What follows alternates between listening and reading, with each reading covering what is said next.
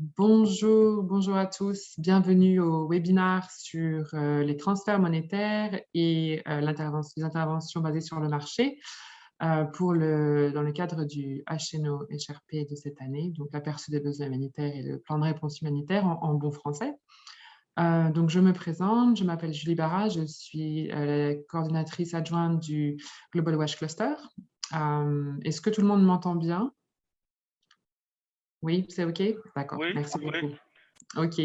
Bienvenue à tous. Donc, nous allons commencer. Je vais partager mon écran pour la présentation. Une minute, s'il vous plaît.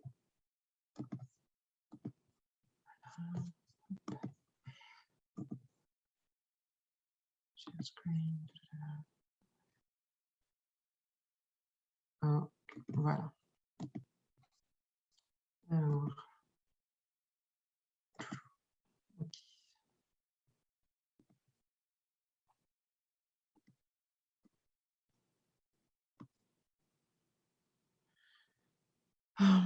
OK, je ne sais pas comment enlever cette chose. Très bien. Est-ce que tout le monde voit l'écran d'accueil? Oui, c'est bon. OK, merci. Bon, désolé, je ne sais pas comment enlever la petite chose en haut. Ça va aller. Donc, nous allons commencer. Bienvenue à tous. Alors, avant de commencer, donc, ce webinaire se déroulera en français. On n'a pas de traduction, on ne sera qu'avec des francophones. Si vous avez des questions au cours du webinaire, merci de les poser dans la boîte de discussion, chat, pendant la session. On aura aussi une session de questions-réponses à la fin de la présentation. Donc, si vous voulez attendre à ce moment-là pour les poser, c'est aussi OK. Sinon, si vous voulez les poser en cours de présentation, mettez-les par écrit et puis on vous répondra soit pendant la session d'aujourd'hui et si on n'a pas le temps, on fera un petit retour par email avec la réponse à toutes les questions. Voilà. Alors, l'ordre du jour, on a en termes de règles à suivre. Donc, s'il vous plaît, merci de bien rester avec nous pour toute la séance. Nous allons présenter donc l'intégration des approches basées sur les marchés dans le cycle de programmation humanitaire des clusters eau, assainissement, hygiène. Nous aurons donc une session de questions-réponses par la suite. Et on va finir par un petit travail sur Miroboard. Alors, j'espère que vous êtes tous un petit peu familiers maintenant avec ces plateformes, sinon on va vous aider. Donc, on va discuter des défis, des facteurs favorables et des avantages qu'apportent les approches basées sur les marchés. Voilà. Donc, on va vous séparer par pays et puis on essaiera de discuter un petit peu ensemble de ce qui marche, de ce qui ne marche pas et de pourquoi ça ne marche pas. Et enfin, on essaiera de faire une présentation peut-être ensemble de certains pays s'il nous reste un petit peu de temps. Ça va dépendra aussi de vos questions. Voilà, on finira par la clôture et puis les étapes à suivre pour donner suite à ces approches basées sur le marché dans le HPC, dans la chaîne HRP et peut-être aussi dans vos softs, dans vos cadres opérationnels stratégiques. Alors, l'objectif du webinaire aujourd'hui, c'est vraiment de vous apporter un soutien au cluster WASH, au secteur WASH et aux principaux partenaires de mise en œuvre avec lesquels vous travaillez pour intégrer les approches basées sur les marchés dans le cadre de vos plans stratégiques, mais aussi de vos HNO et de vos HRP. Et de réfléchir aussi aux opportunités, aux défis de la programmation basée sur le marché dans vos pays. Voilà, donc maintenant, je vais laisser la parole à Dana, qui est notre spécialiste transfert monétaire et approche basée sur les marchés. Dana, over to you. Merci, Julie, pour la présentation. Je vais essayer dans les 20 à 25 minutes qui suivent de vous présenter quelques points clés sur l'intégration de la programmation basée sur les marchés dans le cycle de programmation humanitaire des clusters au assainissement, hygiène. Julie, si tu peux avancer avec les diapos au fur et à mesure, merci beaucoup. OK. Donc, pour commencer, je voudrais souligner que la programmation basée sur le marché fait partie intégrante du travail des clusters euh, au assainissement et l'hygiène. Et donc, leur coordination doit être incluse dans la coordination normale du secteur. Bien sûr, elle doit inclure les autorités compétentes, les agences humanitaires, les organisations de la société civile, mais aussi les acteurs du secteur privé, ce qu'on n'a pas forcément l'habitude dans le travail habituel humanitaire qu'on fait. Et donc, en plus de la coordination sectorielle, il y a aussi une coordination multisectorielle à faire. D'habitude, par le biais de groupes de travail sur les transferts monétaires. Et cela parce que les transferts monétaires sont une approche qui se retrouve dans tous les secteurs et il est important d'harmoniser certains aspects de transfert monétaire à travers le secteur. Aussi parce que des fois, il y a ce qu'on appelle les transferts monétaires à usage multiple qui doivent être planifiés avec l'aide des autres secteurs en concertation avec eux. Donc, ici, vous retrouvez seulement les aspects principaux, mais si vous voulez lire davantage sur cette thématique, vous pouvez les retrouver dans les conseils techniques pour les praticiens humanitaires sur la programmation basée sur le marché dans le secteur, qui vient d'être publié le 8 septembre. Et donc, vous avez le lien dans la présentation.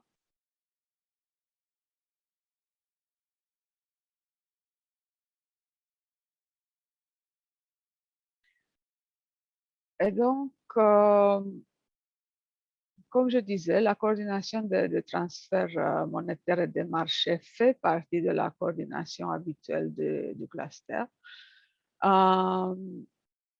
Et bien sûr, on attend du cluster à fournir un leadership stratégique, éventuellement en mettant en place un groupe de travail dans le cadre du secteur sur la programmation basée sur le marché.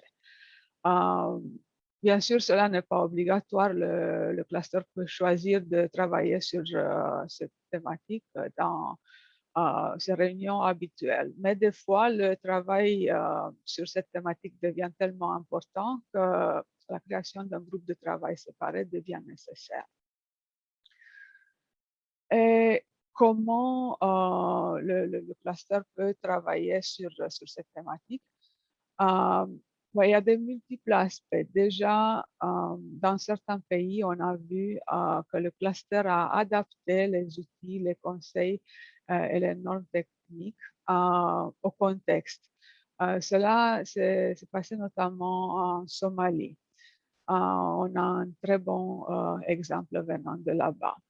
Après, le cluster peut faciliter la mise en œuvre des évaluations et analyses conjointes du marché, des analyses des options de réponse conjointes. Après, par exemple, on peut travailler, comme Julie disait dans l'introduction, sur des approches, sur l'intégration des approches basées sur le marché dans les plans de réponse humanitaire et dans l'aperçu des besoins humanitaires. Le cluster peut aussi appuyer en faisant un renforcement des capacités et ainsi de suite. On va passer en revue rapidement tous ces aspects dans les minutes qui suivent. Donc, oui, on peut avancer. Donc, déjà, pour les aperçus de besoins humanitaires, il y a deux aspects principaux qui doivent être tenus en compte avant et pendant que l'aperçu des besoins humanitaires est rédigé. La première chose, et c'est extrêmement important, c'est de mettre en œuvre des évaluations de marché en tant qu'outil complémentaire d'analyse du contexte qui informera l'aperçu des besoins humanitaires de manière plus correcte, en plus des outils traditionnellement utilisés par le secteur. Et là, je pense surtout aux évaluations techniques du secteur. Et la deuxième chose, c'est que par le biais d'évaluation des besoins de ménage, il faudrait voir si le coût est un obstacle à l'accès aux biens et services dans le domaine de l'eau, de l'assainissement, de l'hygiène. Et cela peut se faire d'une meilleure manière si on le fait pour tous les secteurs à la fois, donc dans des évaluations multisectorielles de besoins, qui généralement collectent des données sur les revenus, les dépenses, les dettes des ménages. Bien sûr, ils collectent des données de manière globale, c'est-à-dire des revenus globaux du ménage et ainsi de suite. Après, il faudrait toujours avoir une idée sur la partie de ces revenus, surtout des dépenses qui est dédiée au secteur.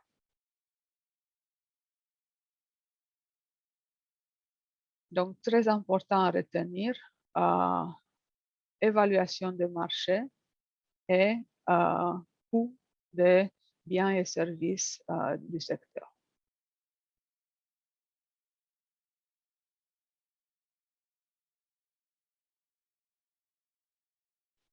Pour le plan de réponse humanitaire, je me suis concentrée ici sur les transferts monétaires.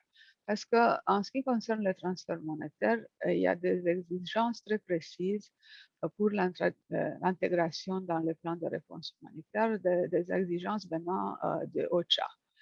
Donc, on attend que dans le plan de réponse humanitaire, dans le chapitre dédié au secteur, on clarifie si les transferts monétaires seront utilisés pour réaliser des programmes prévus. Et pas seulement faire une affirmation que les transferts monétaires seront utilisés, mais aussi fournir une justification claire et solide pour l'utilisation de ces transferts monétaires. Basé justement sur les données d'évaluation et sur ce qui a été mis dans l'aperçu des besoins humanitaires. Donc, bien sûr, on sait tous qu'on est tous encouragés d'utiliser davantage de transferts monétaires dans la réponse humanitaire. Cela, quand même, doit se faire avec une justification très, très claire. Après, on nous demande aussi de faire une distinction claire entre les transferts en espèces et les bons d'achat. Cela parce que les deux modalités ont quand même des caractéristiques différentes et surtout, les transferts en espèces offrent une flexibilité beaucoup plus importante aux utilisateurs. Après, on s'attend aussi d'indiquer le pourcentage de la réponse fournie en utilisant les transferts monétaires, ainsi que des informations sur le nombre de personnes ciblées par les transferts monétaires. Cela, certes, n'est pas facile sans une planification très, très rigoureuse. Et pour l'instant, on ne le voit pas souvent dans les plans de réponse humanitaire. Et finalement, pour mesurer l'impact des transferts monétaires, on nous demande d'utiliser des indicateurs non spécifiques au thème, des indicateurs basés sur les résultats. Les indicateurs basés sur les résultats habituels dans le secteur auxquels les transferts monétaires vont contribuer.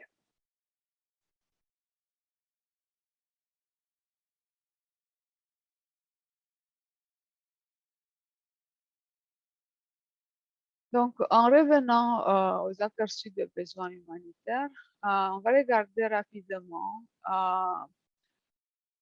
quels sont les aspects les plus importants à retenir sur l'évaluation et l'analyse des marchés.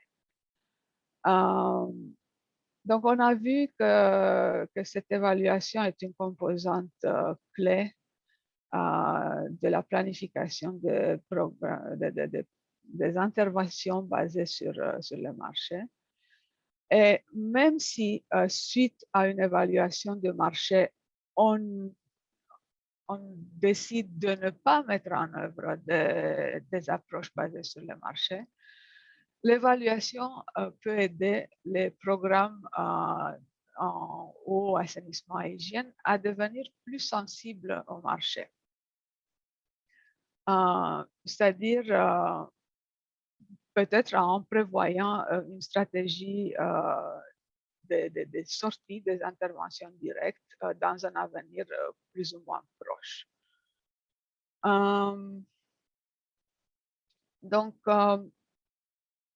je veux insister ici sur le fait qu'on ne fait pas des évaluations de marché dans un vide. C'est-à-dire, il faut d'abord avoir une évaluation multisectorielle de besoins ou une évaluation sectorielle, technique, pour pouvoir après décider quels sont les articles sur lesquels nous souhaitons nous concentrer dans le cadre de l'évaluation de marché. Et cela peut nous aider à mieux définir le but de l'évaluation. Et pour finir avec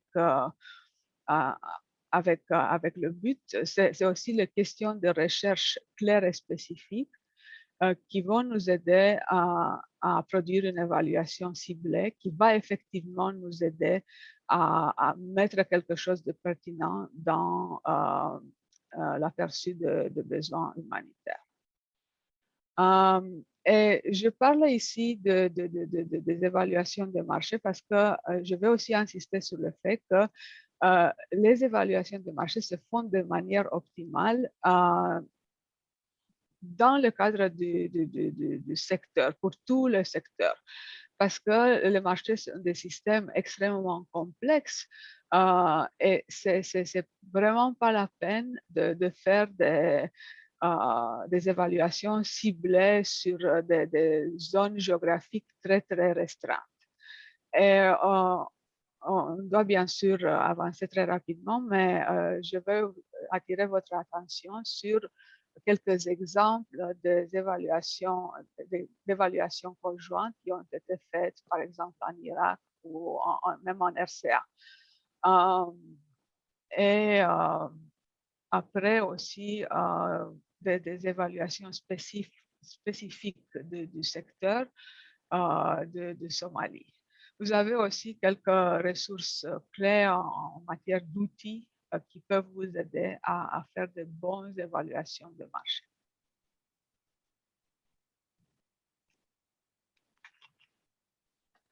Et donc, surtout pour mieux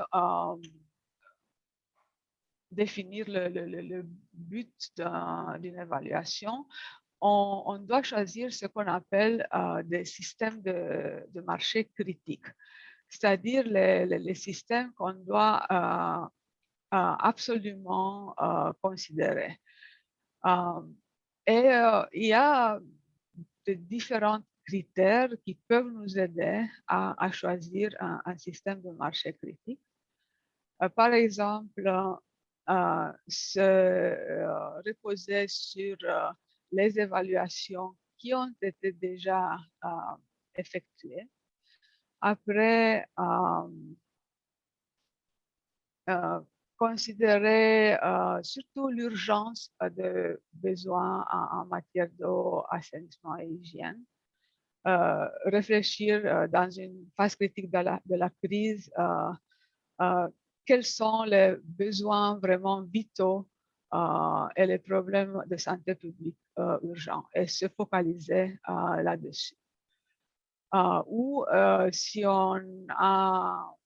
on travaille dans des crises, sur des crises prolongées, l'évaluation du marché pourra être plus focalisée sur des systèmes de marché qui impactent la durabilité des solutions. Après, pour une crise spécifique, on peut utiliser aussi le critère de l'étendue des dommages qui pèsent sur le marché. Par exemple, si on sait que une inondation, par exemple, a perturbé la chaîne d'approvisionnement des produits du secteur, on se focalise sur ces chaînes d'approvisionnement. Et dernièrement, on considère aussi la complexité des défis dans le secteur. Et on préfère, dans ce cas, se concentrer sur un accès sûr, approprié et durable aux biens et services du secteur. Donc voilà, très rapidement, comment choisir un système de marché critique.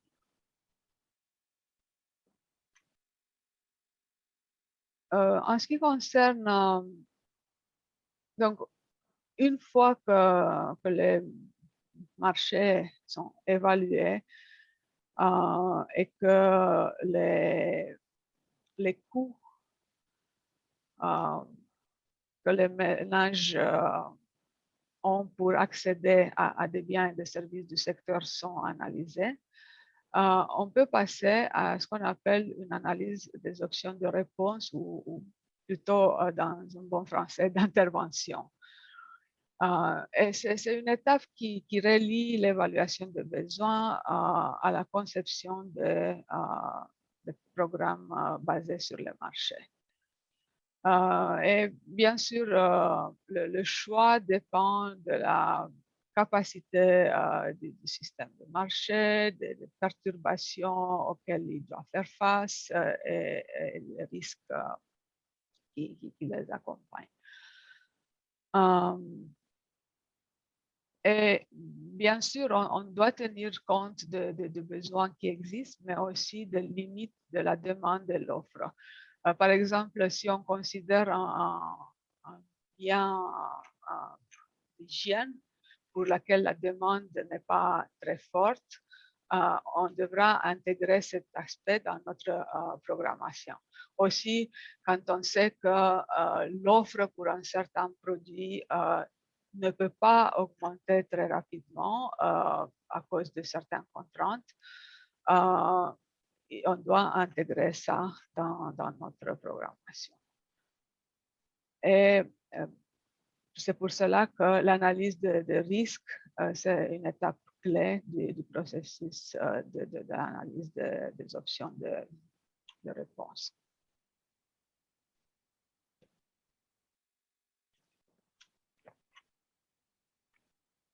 Donc, dans le cadre de l'analyse des options de réponse, on analyse d'habitude la faisabilité et la pertinence des programmes basés sur le marché. Et suite à ça, on choisit le type d'intervention. Je vais essayer aussi d'aller un peu plus rapidement. Donc, en ce qui concerne le type d'intervention, on essaye bien sûr de prioriser des interventions qui s'appuient sur le marché, qui utilisent le marché, ou au moins le soutiennent. Mais si cela n'est pas possible, on devra aussi considérer les interventions classiques directes. où souvent le programme aujourd'hui combine les différentes modalités, qu'elles soient basées sur le marché ou non, pour atteindre les résultats humanitaires. On va passer maintenant en revue très rapidement les options de réponse possibles qui peuvent être incluses dans le plan de réponse humanitaire si on veut bien intégrer les approches basées sur le marché. Donc, d'abord, la chose la plus simple et qui nous vient plus souvent à l'esprit, c'est d'utiliser les marchés d'une manière ou d'autre pour faciliter l'accès des populations à certains biens et services. Et les interventions basées sur le marché qui utilisent le marché sont les transferts monétaires. Donc, on a mis ici sur le diapo une liste assez exhaustive d'interventions monétaires qu'on peut retrouver dans le secteur. Et je voudrais être très clair ici que les transferts monétaires sont toujours des interventions du côté de la demande, oui, du côté des ménages. C'est des transferts ou des bons d'achat qu'on donne aux ménages pour accéder à l'eau, pour acheter des matériaux d'approvisionnement en eau, pour traiter l'eau à domicile, pour la vidange, pour la construction de latrines, pour pouvoir acheter des articles d'hygiène et ainsi de suite. Donc ça, c'est le transfert monétaire. Après, on est conscient qu'il y a un nombre d'interventions dans le secteur qui ressemblent au transfert monétaire, mais ne sont pas des transferts monétaires. Et on insiste là-dessus parce que la manière de planifier ce type de transfert est très différente des transferts monétaires. Et dans cette catégorie, vous avez la deuxième colonne dans le tableau qui vous dit que, par exemple, les bons de carburant pour les camionneurs d'eau, les prêts de microfinance pour la création d'entreprises ou pour la reconstruction de latrines ou les incitations financières pour les travailleurs ne sont pas vraiment considérées des transferts monétaires. Ils sont un autre type d'intervention qui d'habitude vient soutenir le marché, mais n'utilise pas vraiment le marché. Aussi, c'est bien de garder à l'esprit les situations dans lesquelles les transferts monétaires sont faisables. Par exemple, ils sont faisables dans le cas où les marchés sont capables de fournir des biens et des services, quand les groupes cibles peuvent accéder au marché, physiquement, je veux dire. Après, quand les mécanismes de transfert qu'on utilise sont sûrs et que les risques qui existent toujours, oui, les risques peuvent être efficacement atténués. Donc, c'est quelques exemples. Vous trouverez beaucoup plus dans les conseils techniques que j'ai mentionnés en début de présentation.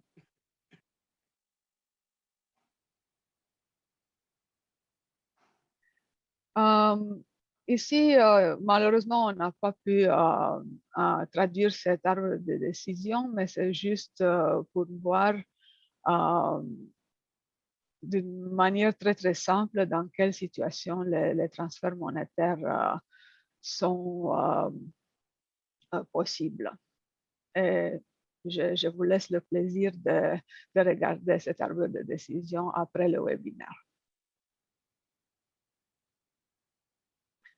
Un autre aspect important avec lequel les clusters sont confrontés sont quand on demande au cluster, quand surtout le coordinateur du groupe de travail sur le transfert monétaire contacte le cluster pour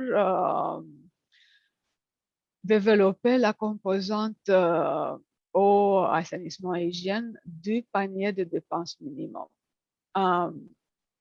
Je pense que jusqu'à l'heure actuelle, vous avez tous entendu ce que c'est, un panier de dépenses minimum.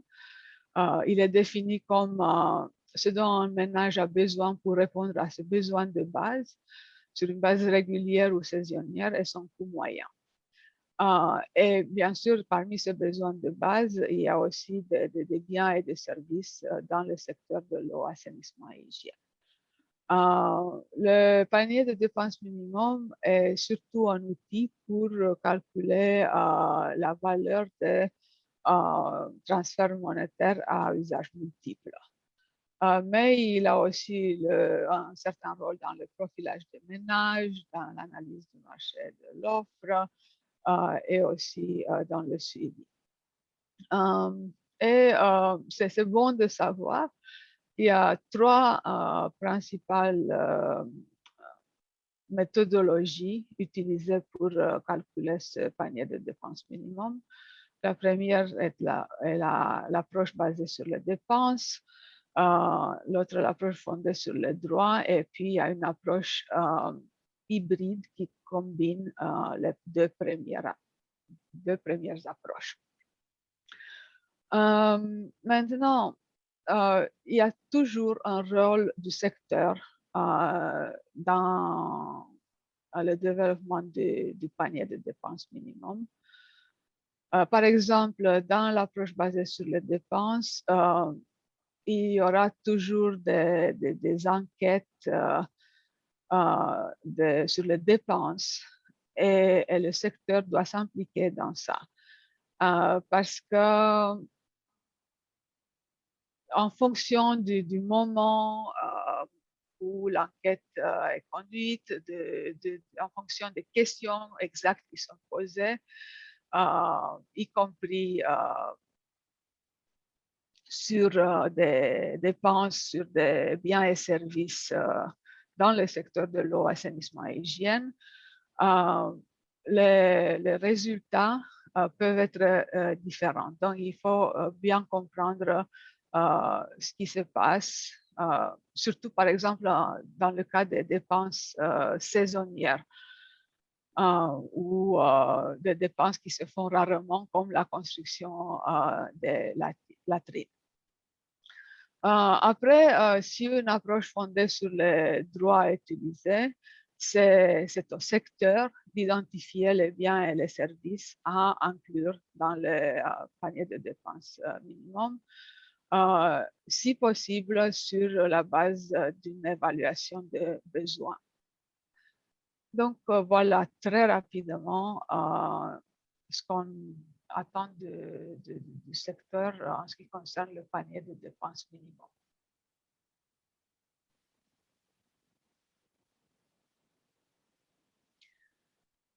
Donc, on a parlé jusqu'ici des transferts monétaires qui utilisent le marché pour donner l'accès aux populations affectées à des biens et des services dans le secteur.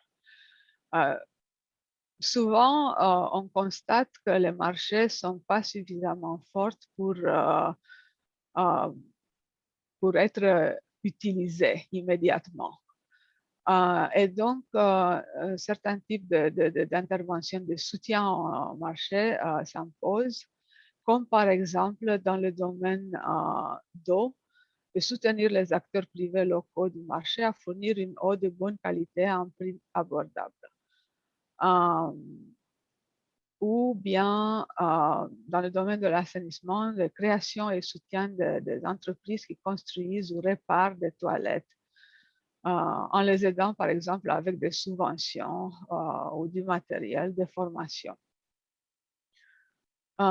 Ou dans le domaine de l'hygiène, soutenir des organisations communautaires, y compris des groupes de femmes, pour produire localement des articles d'hygiène. Donc, les interventions de soutien de marché sont des interventions d'habitude de court terme qui peuvent se faire et qui sont faites dans beaucoup de situations d'urgence.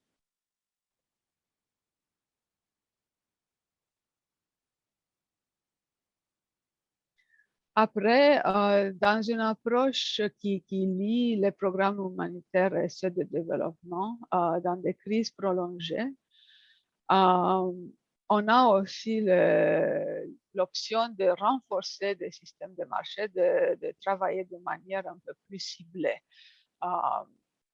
en utilisant de différentes méthodes comme le développement de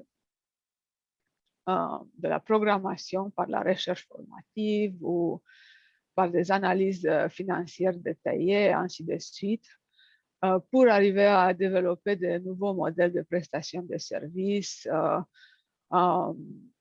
faire du marketing social ou créer une demande pour des services payants.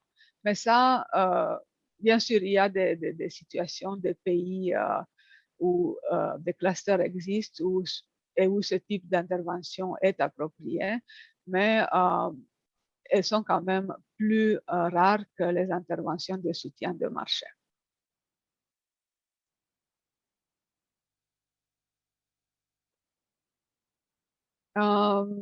Pour finir, il est important de souligner que les marchés doivent aussi être suivis. Il ne suffit pas de faire une évaluation et puis se contenter avec le résultat de cette évaluation parce que les marchés sont des systèmes dynamiques. Et donc, un suivi doit avoir lieu régulièrement pour vérifier si les conclusions de l'évaluation initiale sont toujours valables. Et d'habitude, quand on fait du suivi de marché, on regarde des indicateurs surtout comme le prix, la disponibilité, le niveau de stock de biens ou de services clés, l'accès au marché au risque, mais surtout le prix et le stock. Et sur ça aussi, le cluster est très bien placé pour travailler dessus de manière conjointe. Et on a de plus en plus d'exemples des initiatives conjointes de suivi de marché. Vous avez les exemples de Yémen, de Somalie et de RCA dans les liens sur ce diapo.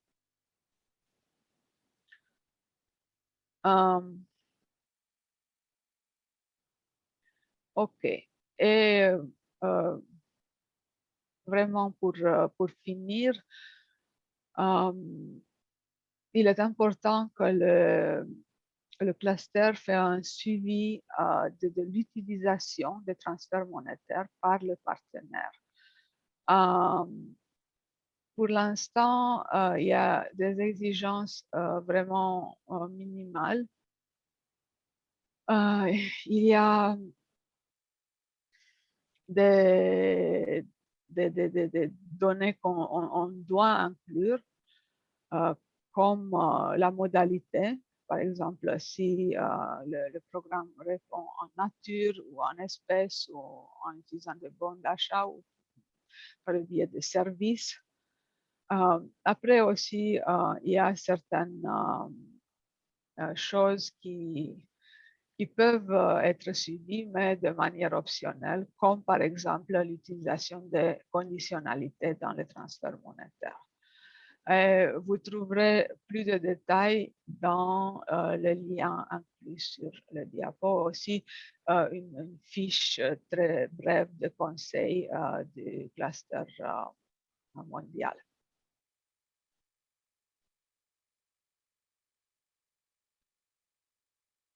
Et je finis en vous recommandant de regarder toutes ces ressources qui existent maintenant dans le secteur. Il y a une étude sur les données probantes, il y a les conseils techniques que j'ai déjà mentionnés, il y a aussi une base de données en ligne où vous pouvez trouver beaucoup d'exemples venant de pays à travers le monde.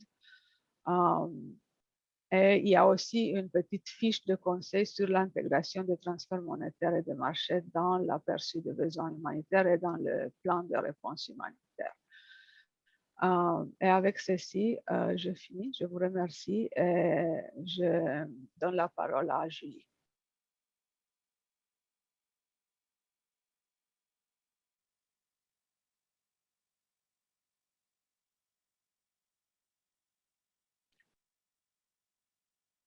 Aussi, si vous avez des questions sur la présentation, n'hésitez pas. Vous pouvez les poser soit par écrit ou vous pouvez ouvrir votre micro et parler. Bonjour. Bonjour, excusez-moi, je dois sortir de la...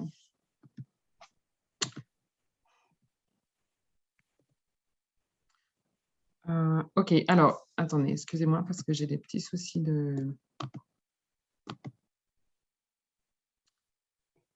Je vais arrêter de partager mon écran. C'est pas vrai. Ok. Pardon. Donc, pardon, rebonjour à tous. Je voulais savoir s'il y avait des questions. Je regarde dans le chat. Est-ce que certains d'entre vous ont des questions suite à la présentation de Dana? Oui, moi j'ai une question, c'est Régis. Oui, je t'écoute. Oui, je voudrais, au niveau de la partie panier minimum des dépenses, j'aimerais savoir, comme c'est plusieurs besoins qui sont à analyser, alors si on n'a pas cette possibilité de faire une évaluation multisectorielle, est-ce qu'on pourrait quantifier ça par pourcentage qui pouvait nous situer un peu dans le cadre de besoins en WASH? Est-ce qu'on peut aller sur la base des proportions pour savoir s'il y a une intervention, quel serait peut-être le pourcentage de besoins en WASH? Est-ce que cela est possible? Et secondo, c'est toujours sur le panier des dépenses minimum. Comment se fait ce calcul? Parce que d'une part, moi, j'entends que c'est de faire la différence entre ce que le ménage peut contribuer et la différence qu'elle ne peut amener, c'est en ce moment qu'on calcule pour lui transférer sous forme de valeur monétaire. Alors, est-ce qu'on a toujours la même compréhension ou bien est-ce qu'il y a une autre compréhension? Merci. OK, bonjour Régis, merci pour cette question. Donc, en ce qui concerne le pourcentage, c'est très difficile de faire une recommandation parce qu'on a regardé des paniers de dépenses minimum à travers le monde et on a constaté que le pourcentage varie beaucoup d'un pays à l'autre. Pour cela, vous pouvez regarder l'étude sur les données probantes que j'ai mentionnées. Et dans cette étude, vous pouvez regarder la partie sur le rapport. En fait, il y a un rapport séparé sur les transferts monétaires à usage multiple. Et là, vous allez voir ce qu'ils ont trouvé pour l'eau, pour l'assainissement et pour l'hygiène. Déjà, je peux vous dire que des dépenses en matière d'assainissement sont très, très rarement incluses dans le panier de dépenses minimum. Mais on inclut l'eau et l'hygiène, mais le pourcentage varie beaucoup. C'est pour cela que le processus de développement du MEB est un processus de négociation, oui. Et c'est pour ça que des fois, c'est très difficile de trouver l'équilibre et les bons articles à inclure. C'est pour ça que je disais, de manière idéale, vraiment une évaluation des besoins est nécessaire, ou au moins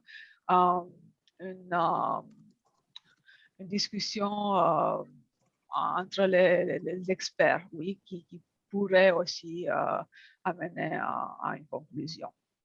Donc ça pour la première question. Et la deuxième, oui, on a toujours la même compréhension. Donc le panier de dépenses minimum est seulement la base pour le calcul de la valeur de transfert.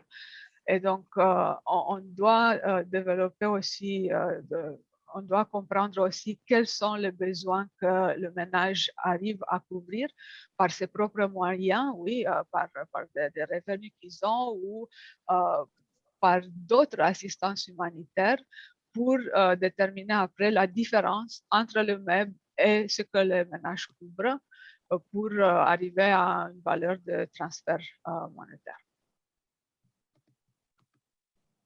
Merci beaucoup. Pierre-Georges, tu avais une question?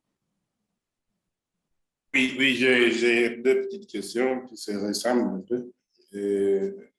D'abord, je voulais savoir dans quelle mesure on peut encourager, dans les interventions WASH, quand est-ce qu'on peut encourager plus les transferts monétaires par rapport au bon d'achat. Et la deuxième question, c'est à l'absence de services, par exemple, parce qu'il y a, dans le contexte du Burkina Faso où je suis actuellement, on a un problème d'accès humanitaire, on a fait une analyse des contraintes d'accès, et dans la plupart des communes qui sont inaccessibles, on n'a pas nécessairement de services. Pour qu'on puisse faire le transfert monétaire, il est important qu'on puisse avoir les services. Et dans ce type de communes, même les fournisseurs de services ne sont pas chauds à y aller suite à l'insécurité. Et dans ce cas, comment est-ce qu'on peut faire pour parvenir à effectuer le transfert? Et dans la situation où on veut l'appliquer dans l'humanitaire, il y a des endroits où les gens ne peuvent pas accéder. Et même si on peut accéder, c'est surtout au niveau des chefs-lieux des communes, mais pas nécessairement à l'intérieur de la commune. Et toutes les questions de Dounoam qu'on peut analyser si on doit demander aux gens de venir au niveau du chef-lieu de la commune. Et là où ça devient aussi compliqué en termes de Dounoam, en termes de leur protection sur la route, et ainsi de suite. Et dans ce cas, comment est-ce qu'on peut se prendre? Et une autre sous-question, si on doit faciliter l'accès aux services dans le cadre du Nexus ou des interventions de développement, est-ce qu'on est conseillé de faire les transferts monétaires aux entreprises directement qui peuvent livrer les services ou bien qui peuvent, par exemple pour l'accès à l'eau, qui peuvent faire des forages ou des points d'eau supplémentaires dans les endroits où on compte intervenir, ou on les fait de manière classique comme on les fait actuellement? OK, merci Pierre-Georges pour ces questions. Si j'ai bien compris votre première question, vous me demandez dans quelles conditions on peut favoriser les transferts monétaires à la place des bons d'achat. Est-ce que c'est correct? Oui, c'est correct. OK. Donc, déjà, les transferts monétaires, les transferts en espèces demandent une meilleure fonctionnalité du marché. On a des situations où le marché n'est pas complètement fonctionnel, mais en utilisant des bons d'achat, on peut appuyer un peu le marché à démarrer parce que on garantit d'une certaine manière l'achat du stock du commerçant à travers les bons. Alors qu'avec les transferts monétaires, on n'a pas cette garantie. Donc, il faut vraiment bien regarder le marché s'il est suffisamment fonctionnel.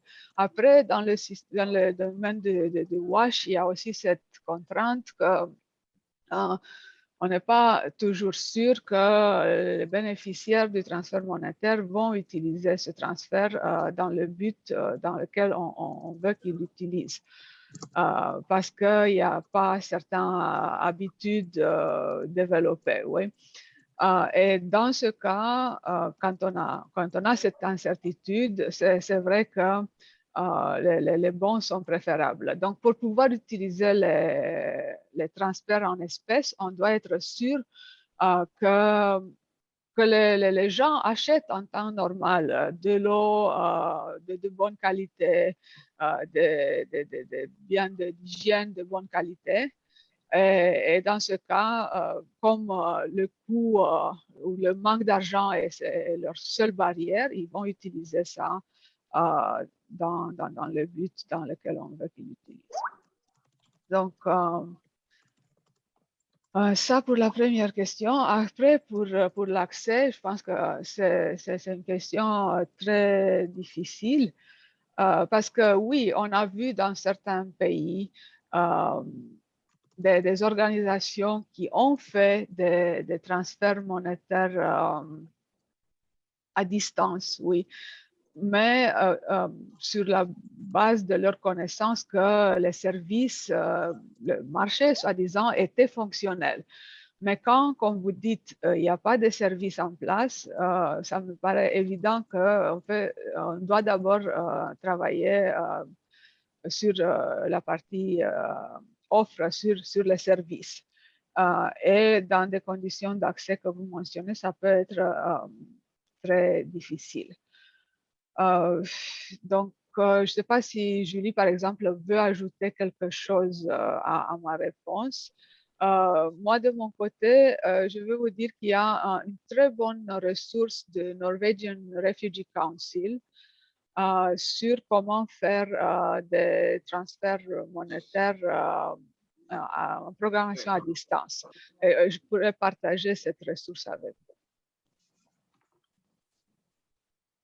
Merci Dana. Non, je n'ai pas beaucoup plus à rajouter. Merci pour cette réponse.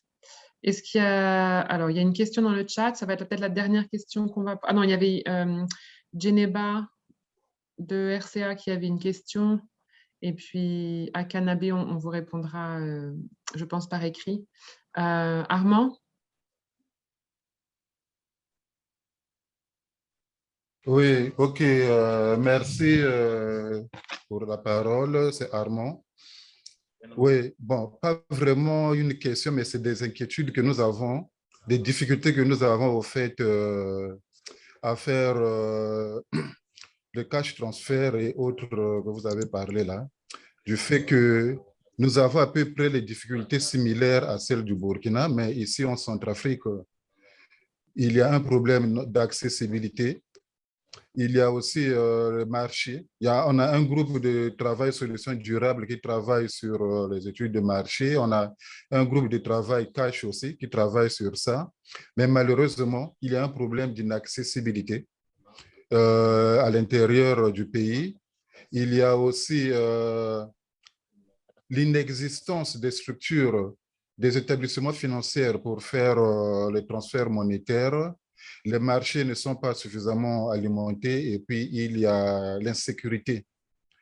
Donc, du coup, ce sont ces points bloquants qui font que nous ne puissions pas aller dans ce sens. Mais il y a une année de cela, on l'a fait en capitale, à Bangui, avec World Vision. C'était un projet qui était basé sur le cash monétaire qui a fonctionné parce qu'ici, en capitale, toutes les structures sont là et on n'a pas eu ces difficultés-là. Mais par contre, à l'intérieur, c'est vraiment difficile.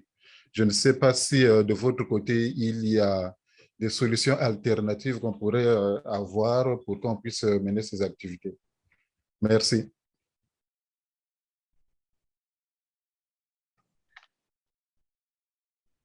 Oui, je ne sais pas quoi vous dire parce que je vois exactement de ce que vous dites parce que j'ai fait moi-même une étude de faisabilité de transfert monétaire en RCA il y a 4 ans. Oui, c'est vrai, il y a certaines conditions. Je pense qu'il y a quand même un potentiel en RCA pour envisager le transfert monétaire pour des articles d'hygiène, au moins dans les chefs-lieux de préfecture, des choses comme ça. Mais comme vous dites, l'accès est très difficile, des fois saisonnier, donc oui.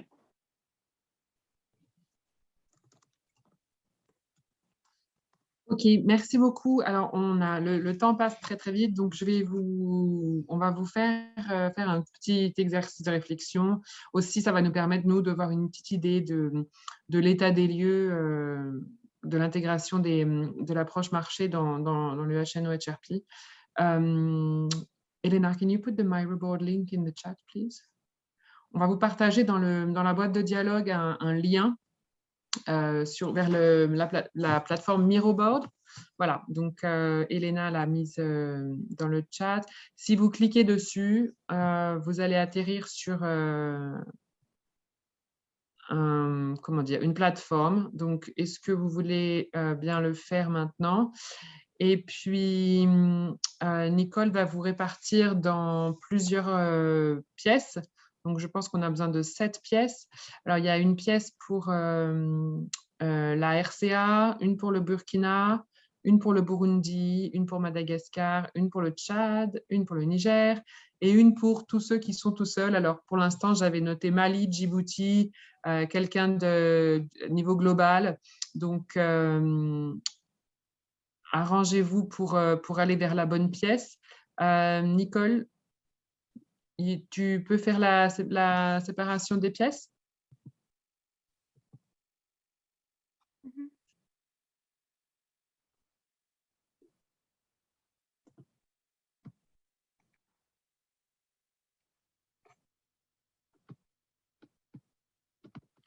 Je vais enlever les numéros parce que... Oui, donc vous pouvez cliquer sur le breakout room qui correspond à votre pays et rejoindre le groupe.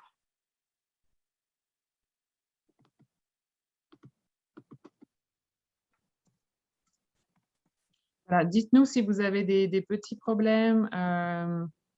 Pour rejoindre Miro, on va peut-être pouvoir venir vous aider.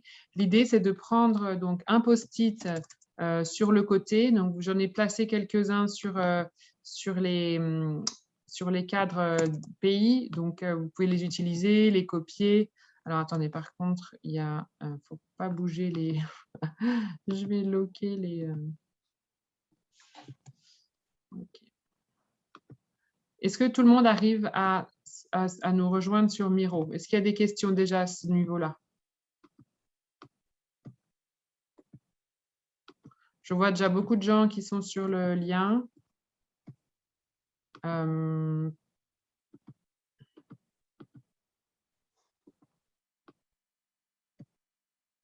il ne faut pas bouger les trucs.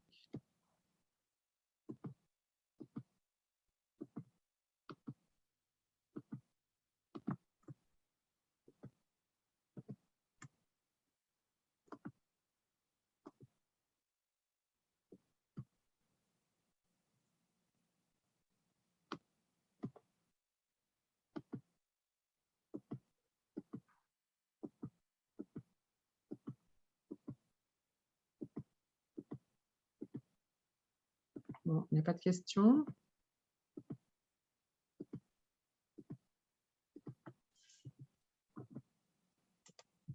Bon, moi, je ne sais pas comment je peux me rendre compte que je suis déjà dans la partie du pays qui m'est destinée.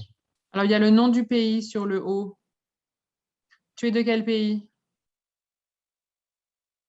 Du Tchad.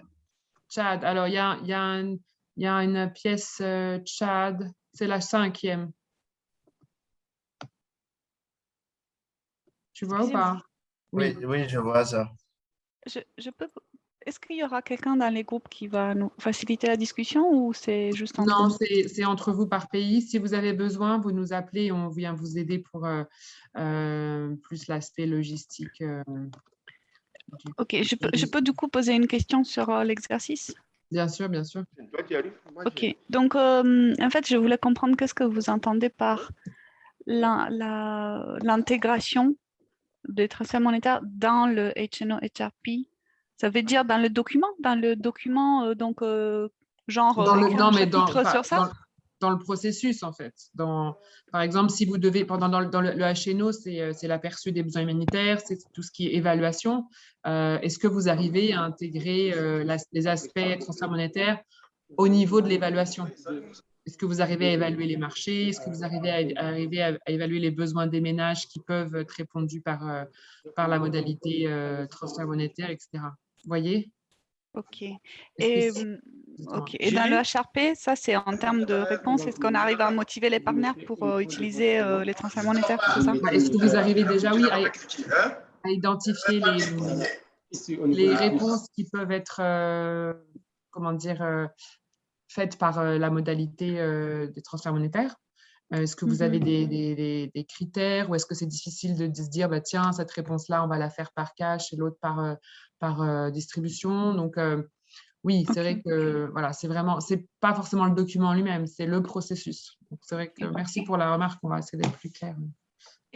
Ok, donc après, j'ai aussi une autre question. En fait, nous, on a reçu l'invitation, au moins ce mois, j'ai reçu l'invitation un peu en retard. Et donc, on n'a pas pu mobiliser des partenaires pour participer. Donc, en Tu es gros, quel pays? dans Burkina. Ah, tu es toute seule sur Burkina alors? Non, en fait, c'est moi avec mon IAM et mon co-lead. Mais en Bah, gros, c'est bien, c'est bien. Ouais, mais Mettez-vous nous tous les trois, trois. on est déjà tout le temps ensemble. On Oui, parle bah, on de va verser. dire, c'est pas très grave. À ce moment-là, c'est une discussion qu'on pourra reprendre ensemble en bilatéral.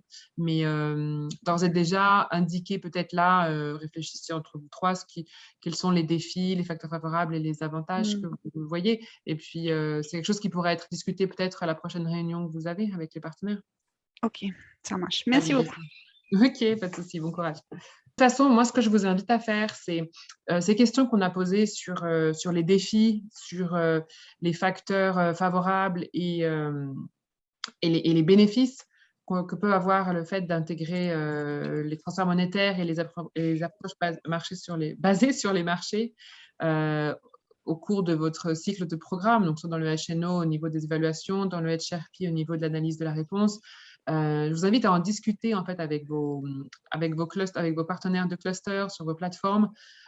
Ces trois petites questions peuvent largement faire débat pendant une heure avec un groupe de travail. Alors, j'imagine que vous avez certainement des groupes de travail sur le sujet, peut-être déjà, mais voilà, cette analyse n'a pas encore été faite. C'est le moment ou jamais, puisqu'on est en plein dans le HNO en ce moment, dans l'aperçu des besoins humanitaires.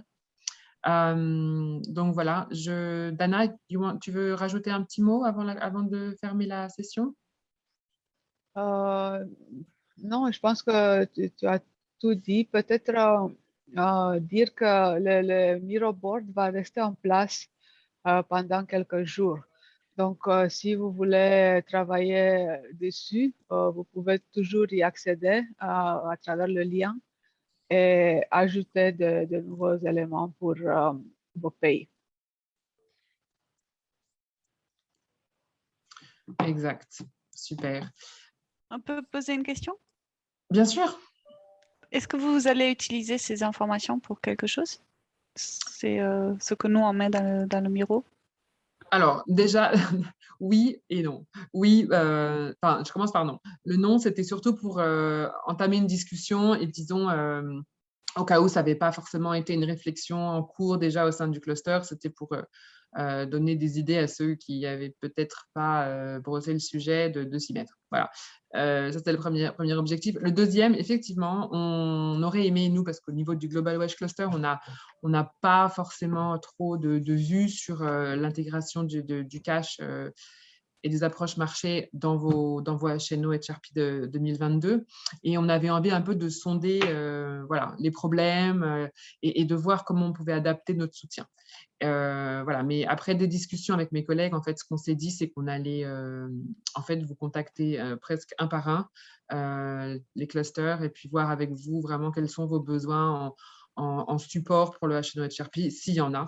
Donc, attendez-vous à ce qu'on revienne vers vous individuellement pour cette question, mais pas seulement. Voilà, pour toutes les autres questions. Mais là, on était sur le sujet cash, donc pardon, transfert monétaire, donc on voulait voir ça. Mais c'est vraiment on essaye de s'impliquer plus auprès de vous pour être mieux au courant de ce que vous faites et puis être plus disponible aussi pour répondre à vos besoins. Voilà. Donc, c'était un petit peu consultatif, mais aussi pour amorcer, disons, l'intégration du cash dans les HNO, parce que parfois, c'est complètement absent. J'espère que ça répond à ta question, Marina. Si on a d'autres, on peut continuer à discuter, si tu veux, sur Skype. Merci beaucoup. OK. Est-ce qu'on peut fermer la session? Si vous avez d'autres questions, n'hésitez pas à nous envoyer un mail à Dana ou moi-même. Je laisse mon adresse email dans le chat. Dana, je t'invite à faire la même chose si les gens n'ont pas Julie, encore... je ne peux pas poser. J'ai levé la main, je crois. Oh, excuse-moi, je n'avais pas vu. Oh, vas-y. Oui, voilà. Merci déjà pour la présentation, mais j'ai une petite préoccupation. C'est à deux niveaux. Le premier niveau, c'est un constat. Les temps d'abord étaient courts et moi, j'ai constaté que les participants peut-être avaient des questions à poser et voulaient entrer un peu en profondeur. Pour les cas du Niger, si je puis en parler, vous voyez que au niveau du groupe de travail cash, il y a trop de questions et c'est le mariage entre les clusters au niveau du groupe de travail où on peut résoudre tous ces problèmes-là de MEB et autres pour avancer. Est-ce que le deuxième niveau, est-ce qu'il y a une étape suivante après ce bref webinaire? Qu'est-ce que vous préparez après? Toi-même, tu as dit que nous sommes dans le vif avec les HNO. Et si on est dans les HNO, ça va suivre le plan de réponse.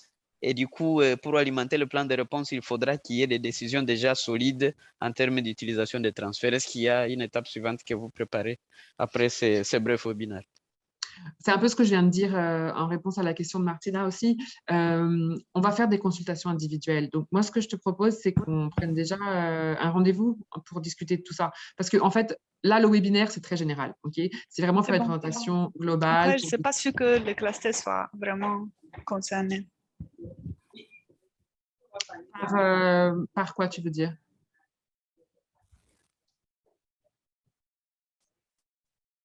Je n'ai pas suivi la personne qui a parlé. Non, moi non plus. Martina, peut-être que tu as été que tu parlais à quelqu'un d'autre. Non, ce que je vous propose, donc, c'est qu'on fasse des consultations individuelles pour discuter vraiment des besoins et des problèmes et de voir comment on peut vous apporter un soutien. Là, le webinaire, c'était une introduction pour planter quelques graines sur le sujet, voir quels sont les gens intéressés. Donc, c'est l'occasion ou jamais, justement, de vous faire connaître et de nous contacter. Oui, il y a le HNO, il y a aussi le HRP. Après, il y aura vos cadres opérationnels stratégiques. Il y aura plein d'étapes, en fait, au cours de l'année où le cash, les transferts monétaires et les approches basées sur le marché vont être à l'ordre du jour. Donc, voilà, nous, on sera là pour répondre à vos questions et vous orienter si besoin. Tout ce qui va être décision de quand on utilise le cash, dans quelles circonstances, quand est-ce qu'il ne faut pas le faire, quels sont les partenaires financiers, les partenaires du secteur privé. Il y a énormément de questions. Il y a aussi, pour information, un nouveau guide qui vient de sortir. Alors, il n'est pas encore en français, mais il va venir sur les transferts monétaires vous allez nous tuer, pour le secteur WASH. Pardon, Hamza? OK. Je ne sais pas si ça nous était dessiné. Donc, on va vous... Non, désolé, Lama, c'est bon. OK. On va vous transmettre ce guide. Ce guide, c'est un guide programmatique, ce n'est pas un guide de coordination. Là, nous, le webinaire, il est vraiment, notre appui à nous, il est vraiment orienté sur la coordination des opérations de transfert monétaire et d'approche basée sur le marché. Donc, parce que c'est votre rôle en tant que plateforme de coordination. Ce n'est pas tant une approche programmatique, mais on ne peut pas non plus dissocier les deux complètement. Donc, voilà. Donc, la suite, Adelin, c'est ton prénom. Eh bien, écoute, je t'invite à prendre rendez-vous. Je note ton nom et puis on se reparle très, très vite. Je vais en parler avec Ross, qui est plus en général dans l'appui aux plateformes, mais dorénavant, je vais essayer d'être impliquée aussi pour tout ce qui est capacity building, renforcement des capacités en français. Voilà, on a un petit peu dépassé l'heure. Écoutez, s'il y a d'autres questions vraiment brûlantes, vraiment, envoyez-moi un Skype. Je vous mets mon Skype dans le chat box aussi. N'hésitez pas, on est là pour ça, sincèrement. Voilà, et oups, j'ai pas envoyé à tout le monde. Et je vous invite à nous contacter dès que possible si vous avez des questions sur le sujet ou d'autres.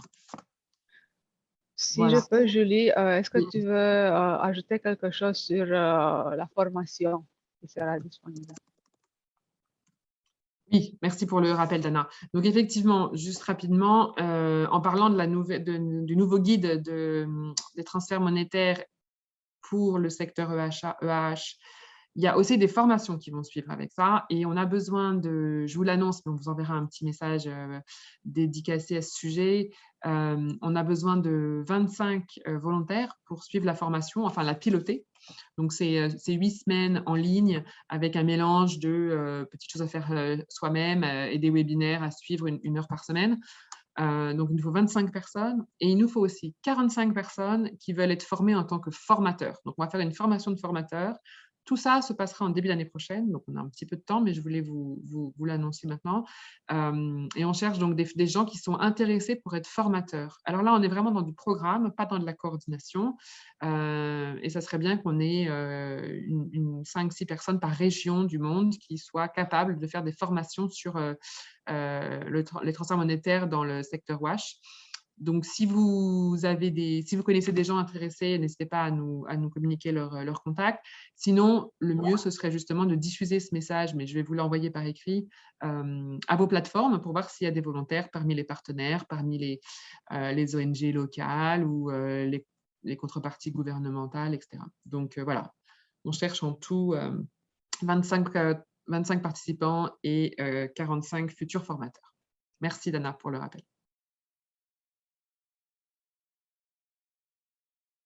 S'il n'y a pas d'autres questions, est-ce qu'on peut clôturer la séance et donc à suivre individuellement, je l'espère, très prochainement.